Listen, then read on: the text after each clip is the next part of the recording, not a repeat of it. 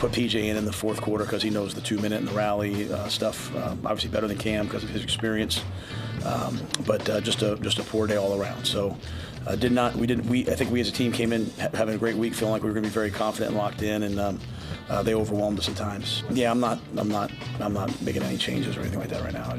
But at the end of the day, there was, we weren't protecting the quarterback worthwhile at all. Didn't seem fair to keep Cam in there, keep getting hit. PJ, give him a chance to play, and at the same time, Cam just hasn't had a lot of experience in some of that part of the game that we, unfortunately, we were in. Yeah, I would take this time to really dive into, the whole offense. I think today it really got exposed because of the situation, and not having a full grasp. But it's not nobody to blame more so than just the situation that I came into.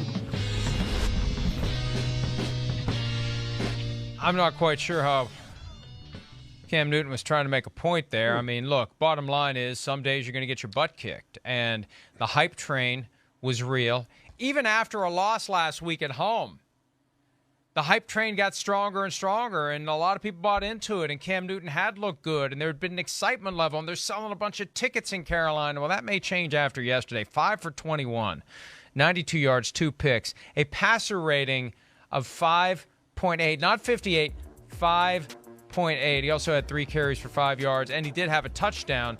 But the Panthers were just overwhelmed start to finish by a Dolphins team that, you praised them earlier, Mike. They've found their way to 3 straight wins, but this is not one of the best teams in the NFL that did this to the Panthers, which makes what the Panthers did to the Cardinals a few weeks ago even more confounding.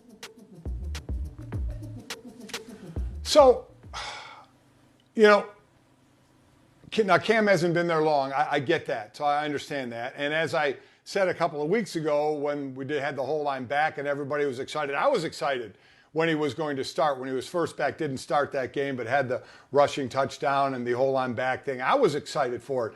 But then we had to again realize this was a guy that got beat out by a rookie in New England. Now, if you want to throw in that week he missed, did it have something to do with the COVID situation? Possibly, but still there was enough confidence in Mac Jones, it's been proven out, that said he was going to play. So you're with a team for just a few weeks. I get if you don't have everything digested, but, and you correct me if I'm wrong, did I just hear in that soundbite, it's something to the effect of it's time to get into the rest of that playbook or more into the playbook? And if in fact that's what he said, what have you been doing? I mean, I know you've only been there 3 weeks, but I mean, you're on a new team that was your old team, but it's a different offense. To dive in and kind of digest all you can. Weren't we talking about this last week? A lot of people thought they were going to take him out of the game in the 2-minute scenario, but they left him in. Now they take him out because PJ knows it better. And Cam says, well, time to get into the... Now, again, I want to make sure I heard that right, because that's what got me. There's one thing that being there a few weeks and it not clicking yet physically on the field, but it almost shouldn't be to the fault of that you weren't, almost 24/7, because you're going to be the starting quarterback. You got to know this offense to dive into everything right from the start. Especially when you had an extended period of time where the phone wasn't ringing, your football career was passing before your eyes, not in fast motion, but in slow motion as you're waiting and waiting and waiting for your opportunity. You finally get your opportunity again.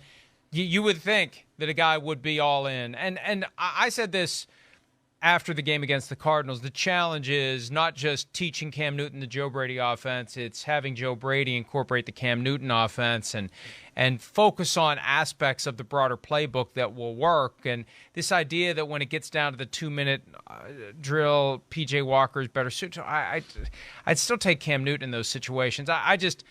Hey, bottom line, Mike, Sam Darnold wasn't who they thought he was going to be. They're going to look for their next potential franchise quarterback after the season. We know that that's David Tepper's mindset, the owner of the team. But in the interim, you bring back a guy who creates excitement. You bring back a guy who sells tickets. You bring back a guy who entertains.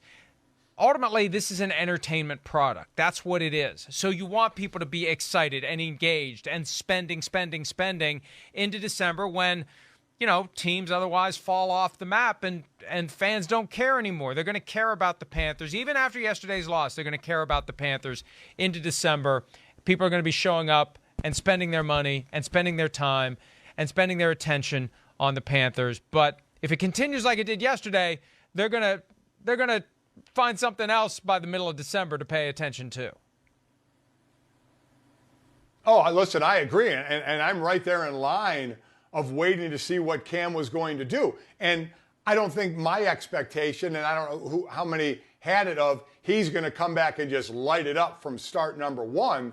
But you wanted to potentially maybe see that build of him doing, because he's just such a spectacular athlete. And it's like, can he recreate that? I know he had the shoulder and he had the ankle and the foot and had those, and he's in his 30s, but can he stay healthy? Can we relive some of that?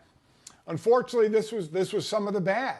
Now what do we get next week? Again, can we get consistency out of Cam, or is it going to be one good, one bad? But you're going to see flashes every now and then that keep you coming back because of the type of player that he is.